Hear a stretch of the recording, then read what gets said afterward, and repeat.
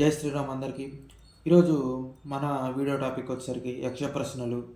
మహాభారతం గాథలో యముడు కొంగ రూపంలోకి మారి తను యక్షుడినని చెప్పి ధర్మరాజును అడిగే ప్రశ్నలే యక్ష ప్రశ్నలు. అనుమతి లేకుండా సరోవరంలో నీళ్లు తాగినందుకు ధర్మరాజు యొక్క నలుగురు సోదరులు స్పృహ తప్పి పడిపోతారు. వారిని తిరిగి బ్రతికించుకోవాలంటే తన ప్రశ్నలకు సరైన సమాధానాలు చెప్పమని యక్షుని రూపంలో ఉన్న యముడు అడుగుతాడు. మొదటి ప్రశ్నగా యక్షుడు సూర్యుని నడిపేది ఏది, సూర్యుని సేవించి తిరిగేవారెవరు, సూర్యుడు దేనివల్ల అస్తమిస్తాడు, సూర్యునికి ఆధారం ఏమిటి అనే ప్రశ్న అడుగుతాడు. ఆ ప్రశ్నకు ధర్మరాజు ఇలా సమాధానం చెప్తాడు. సూర్యుని బ్రహ్మం అనేది నడుపుతుంది. సూర్యుని సేవిస్తూ తిరిగేవారు వేల్పులు. సూర్యుడు ధర్మం చేతనే అస్తమిస్తాడు. సూర్యునికి ఆధారము సత్యం మాత్రమే సమాధానం చెప్తాడు. దానికి సంతోషించిన యక్షుడు ధర్మరాజుని మళ్ళీ ఇంకొక ప్రశ్న వేస్తాడు. దేనివల్ల శ్రోత్రియుడు అవుతాడు, క్షత్రియుడు అవుతాడు, దేనివల్ల పురుషుడు గొప్ప మహిమను ప్రభావాన్ని పొందగలడు, దేనివల్ల సహాయం పొందిన వాడవుతాడు, దేనివల్ల బుద్ధిమంతుడు అవుతాడు. వాటికి సమాధానంగా ధర్మరాజు వేదాన్ని అభ్యాసం చేయడం వల్ల శ్రోత్రియుడు అవుతాడు, నిరూపమానమైన తపస్సు వల్ల గొప్ప ప్రభావం సిద్ధిస్తుంది, ధైర్యం వల్ల సహాయం పొందుతాడు, పెద్దల పరిచర్య వల్ల బుద్ధిమంతుడిగా మారతాడు. యక్షుడు మళ్ళీ ఇంకొక ప్రశ్నను ధర్మరాజు గారికి ఇస్తాడు. దేనివల్ల బ్రాహ్మణుడు దివ్యత్వాన్ని పొందుతాడు, బ్రాహ్మణుడికి నిర్మలతత్వం ఎలా వస్తుంది, అలాగే మాలిన్యం అనేది ఎలా దగ్గరికి చేరుతుంది, దేనివల్ల బ్రాహ్మణుడు మార్త్యుడు అవుతాడు. యక్షుడి ప్రశ్నలకి ధర్మరాజు ఇలా సమాధానం చెప్పాడు.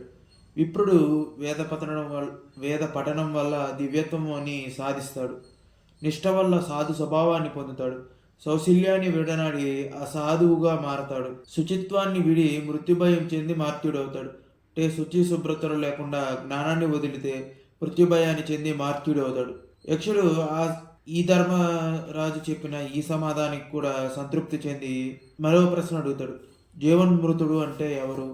దేవతలకు, పితృదేవతలకు, అతిథులకు, సేవకులకు పెట్టకుండా తినేవాడు జీవన్మృతుడు. అంటే బతికుండగానే చనిపోయిన శవం అని అర్థం. అలాగే భూమి కంటే బరువైనది ఏది? భూమి కంటే బరువైనది తల్లి. ఆకాశం కంటే పెద్దది ఏది? ఆకాశం కంటే పొడవు తండ్రి అని.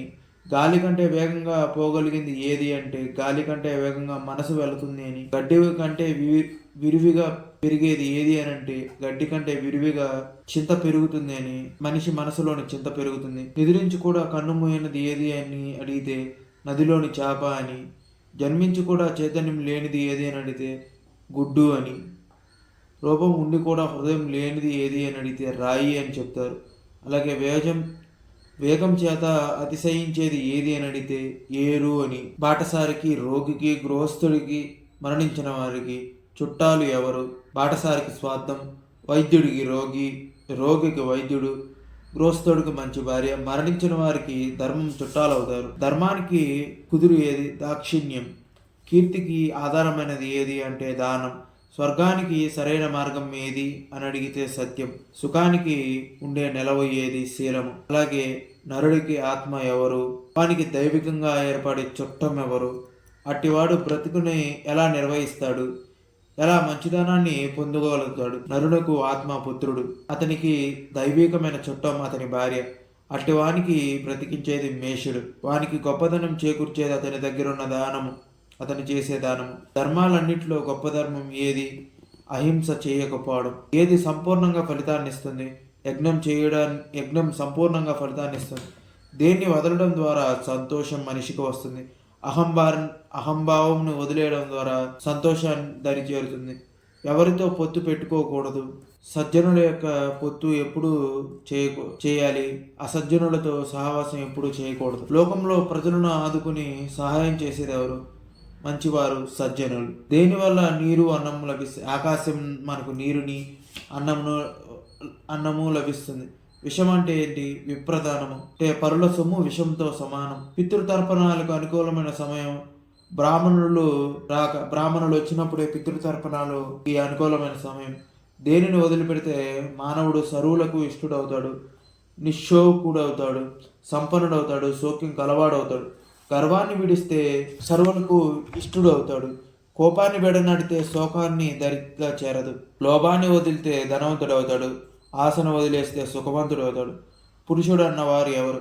భూమి ఆకాశాలకు ఎవని కీర్తి వైభాగము ఆవరిస్తుందో అట్టివాడు పురుష శబ్దంతో పిలవదగలవాడు అని అర్థం. స్వరధని అను సకల సంపదలు కలవాడు ఎవడు? ప్రియం అప్రియం సుఖం దుఃఖం జరిగిన జరగబోయిన కార్యాలు ఎవ్వరికీ సమానంలో అట్టి మహాత్ముడు స్వరధని అని చెప్పవచ్చు. ఈ 27 ప్రశ్నలకు పరమానంద భరితుడైన ఈ 27 ప్రశ్నలు అన్నీ విని పరమానందుడు భరితుడైన యక్షుని రూపంలో ఉన్న యముడు వారిని కోరికలు కోరుకోమని అంటాడు. అప్పుడు నాకు నలుగురు ధర్మరాజు నకుల్ని కోరుకోకొని ధర్మరాజు ధర్మనిష్ఠకు మెచ్చి మిగతా తమ్ముళ్ళని బ్రతికించి ధర్మరాజు కోరికపై తను యమధర్మరాజులని చెబుతాడు. ధర్మరాజు నకులుని మాత్రమే ఎందుకు కోరుకున్నాడు అనేది నెక్స్ట్ వచ్చే వీడియోలో తెలుసుకుందాం.